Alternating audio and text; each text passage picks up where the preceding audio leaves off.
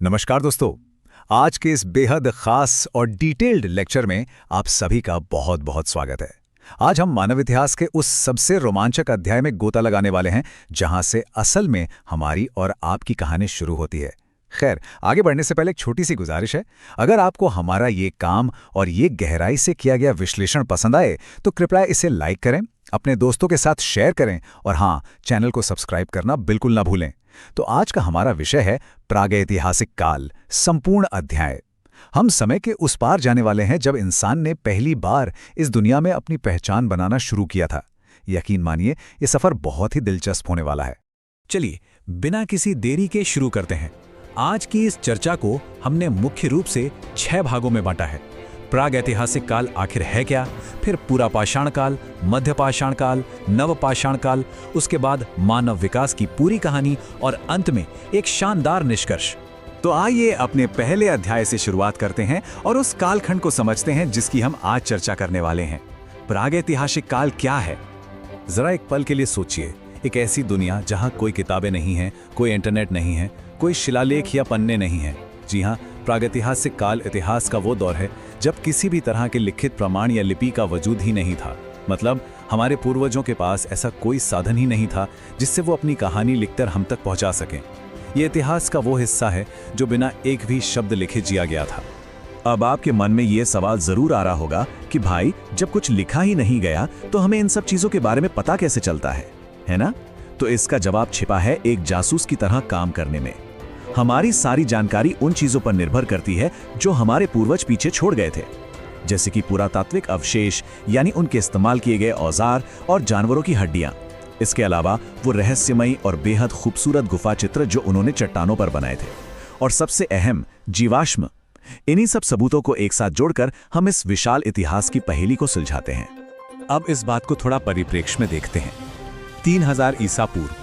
भारत के संदर्भ में बात करें तो लिपि या लिखने की इस जादुई कला की शुरुआत लगभग 3000 ईसा पूर्व के आसपास ही मानी जाती है। इसका सीधा सा मतलब ये हुआ कि इससे पहले का जो मानव इतिहास है वो अविश्वसनीय रूप से लंबा है, और वो पूरा का पूरा विशाल कालखंड इसी प्रागैतिहासिक काल के दायरे में आता है। इस इतने बड़े कालखंड को आसानी से समझने के लिए इसे मुख्य रूप से 3 बड़े युगों में बांटा गया है। सामने देखिए, पहला है पुरापाषाण काल, जो लगभग 25 लाख साल पहले से लेकर 10,000 ईसा पूर्व तक चलता है। इसके बाद आता है मध्य पाषाण काल, 10,000 से 8,000 ईसा पूर्व तक, और अंत में नवपाषाण काल, जो 8,000 से 4,000 ईसा पूर्व तक रहा। हम इन्हीं 3 पड़ावों से होते हुए इंसान के विकास को समझेंगे। चलिए अब सीधे दूसरे भाग की ओर बढ़ते हैं। पुरापाषाण काल, मानव इतिहास का सबसे लंबा युग, जहां इंसान ने अपनी पहली सबसे बड़ी तकनीकी छलांग लगाई। इस दौर में इंसान पूरी तरह से घुमंतू था। मतलब बस खाने और सिर छिपाने की जगह की तलाश में इधर उधर भटकता रहता था। शिकार करना और जंगल से फल फूल इकट्ठा करना ही उनका मुख्य काम था।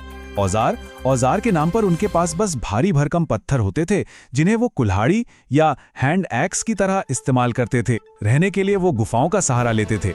लेकिन दोस्तों, सबसे बड़ा चमत्कार इसी काल में हुआ था, आग की खोज।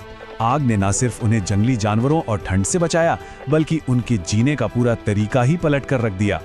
अगर हम भारत की बात करें तो हमारे देश में इस काल के कई शानदार सबूत मौजूद हैं। मध्य प्रदेश का भीमबेटका तो विश्व भर में मशहूर है। वहाँ के गुफा चित्र देखकर लगता है मानो उस समय की जिंदगी हमारी आंखों के सामने जिंदा हो गई हो। इसके साथ ही सोहन घाटी और बेलन घाटी जैसे इलाके भी बहुत अहम हैं, जहां से हमें शुरुआती इंसानों के जीवन के एकदम ठोस सबूत मिलते हैं। समय का पहिया थोड़ा और आगे घूमता है और हम पहुंचते हैं तीसरे अध्याय पर, मध्य पाषाण काल।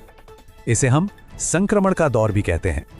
अब यहाँ जो बात सबसे ज्यादा दिलचस्प है वो है औजारों का अपग्रेड होना। भारी भरकम पत्थरों की जगह अब छोटे, नुकीले और बेहद धारदार औजारों ने ले ली थी। इन्हें माइक्रोलिथ्स कहा जाता था। इन छोटे औजारों से शिकार करना बहुत सटीक हो गया। साथ ही इंसान ने अब मछली पकड़ना भी सीख लिया था। लोग धीरे धीरे गुफाओं से बाहर आ रहे थे और अस्थायी झोपड़ियां बनाने लगे थे। और हाँ, एक और कमाल की बात बताऊं, इंसान और कुत्ते की वो मशहूर दोस्ती, जी हाँ, वो इसी मध्य पाषाण काल में शुरू हुई थी, जब हमने कुत्ते को पालतू बनाना शुरू किया। अब हम उस युग में कदम रख रहे हैं जिसमें दुनिया को हमेशा हमेशा के लिए बदल दिया। हमारा चौथा भाग नवपाषाण काल या कहें कृषि की शुरुआत। इसे सिर्फ एक युग कहना गलत होगा। ये तो अपने आप में एक बहुत बड़ी क्रांति थी। क्यों? क्योंकि यहीं से कृषि यानी खेती की शुरुआत हुई। इंसान अब सिर्फ खाना ढूंढने वाला नहीं बल्कि खाना उगाने वाला बन गया था। और जब आप खेती करते हैं तो आपको एक जगह रुकना पड़ता है ना? बस यहीं से स्थायी जीवन और गांव की शुरुआत हुई।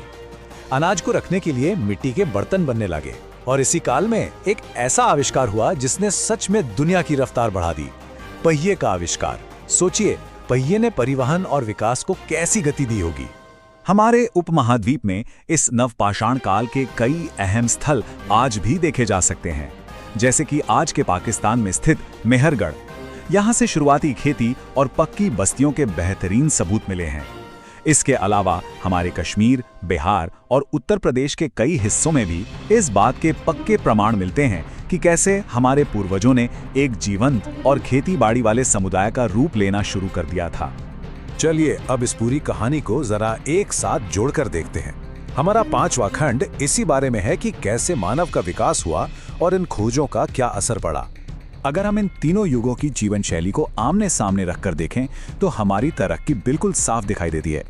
देखिए, पूरा पाषाण काल का वो शिकारी इंसान जो गुफाओं में डरा सहमा रहता था, वो मध्य पाषाण काल में आते आते छोटे औजार इस्तेमाल करने लगा और झोपड़ियों में रहने लगा। और फिर नवपाषाण काल तक पहुंचते पहुंचते वही इंसान खेती करने लगा और अपने स्थायी गांव बसाने लगा। ये एक बहुत ही तार्किक और शानदार प्रगति थी। और ये सब कैसे हुआ? उन महान खोजों की वजह से। इस तुलना को देखिए, हर एक खोज ने जिंदगी को सीधे तौर पर बेहतर बनाया। आग ने सुरक्षा दी और खाना पकाना सिखाया। बेहतर औजारों ने पेट भरना आसान किया। पहिए ने सामान ढोना और व्यापार करना मुमकिन बनाया। और कृषि ने हमेशा के लिए भटकना खत्म करके एक स्थायी जीवन का अनमोल तोहफा दिया। अब जो लोग किसी परीक्षा या एग्जाम्स की तैयारी कर रहे हैं, उनके लिए ये एकदम सॉलिड प्रो टिप्स हैं। ध्यान दीजिएगा, सबसे पुराना काल पूछा जाए तो पूरा पाषाण काल। आग की खोज कहाँ हुई? पूरा पाषाण काल में। कृषि की महान क्रांति कब आई? नवपाषाण काल में। और ये जो माइक्रोलिथ्स यानी छोटे पत्थर के औजार हैं, ये सीधे तौर पे मध्य पाषाण काल से जुड़े हैं। ये वो जरूरी तथ्य हैं जो आपको हमेशा याद रखने चाहिए। तो दोस्तों, अब हम अपने इस शानदार ऐतिहासिक यात्रा के आखिरी पड़ाव पर आ गए हैं, हमारा छठा भाग, निष्कर्ष। चलिए देखते हैं कि गुफा से निकलकर आज के समाज तक का ये सफर हमें क्या सिखाता है। मानव विकास के इन 3 सबसे बड़े कदमों को अगर हम देखें तो ये सिर्फ इतिहास के पन्ने नहीं है, ये हम सबकी कहानी है। एक ऐसा इंसान जो पहले सिर्फ शिकार पे जिंदा था, वो अपनी समझ से किसान बन गया। जो इंसान अंधेरी गुफाओं में रहता था, उसने बाहर की दुनिया में अपने गांव बसाए और फिर इन्हीं गांव ने धीरे धीरे शहरों का रूप लिया, जिससे सिंधु घाटी सभ्यता जैसी महान संस्कृतियों ने जन्म लिया और आखिर में हमारे इस आधुनिक समाज की नींव पड़ी। इस लेक्चर को खत्म करने से पहले मैं आपको एक विचार के साथ छोड़ना चाहता हूँ। जिस तरह आग और पहिए ने मानव इतिहास को पूरी तरह से बदल दिया था, क्या आज की हमारी ये स्मार्ट तकनीक और टेक्नोलॉजी आज से लाखों साल बाद के लोगों के लिए एक नया प्रागैतिहासिक काल बन जाएगी? जरा सोचिएगा इस बारे में। आज के इस संपूर्ण अध्ययन में हमारे साथ जुड़ने के लिए आपका बहुत बहुत धन्यवाद। मुझे पूरी उम्मीद है कि ये विश्लेषण आपको बहुत जानकारीपूर्ण और दिलचस्प लगा होगा। जाने से पहले कृपया इस वीडियो लेक्चर को लाइक करें, इसे अपने दोस्तों और परिवार के साथ शेयर करें और हाँ, चैनल को सब्सक्राइब करना बिल्कुल ना भूलें, ताकि आगे भी हम ऐसी ही ज्ञानवर्धक चर्चाएं करते रहें। धन्यवाद।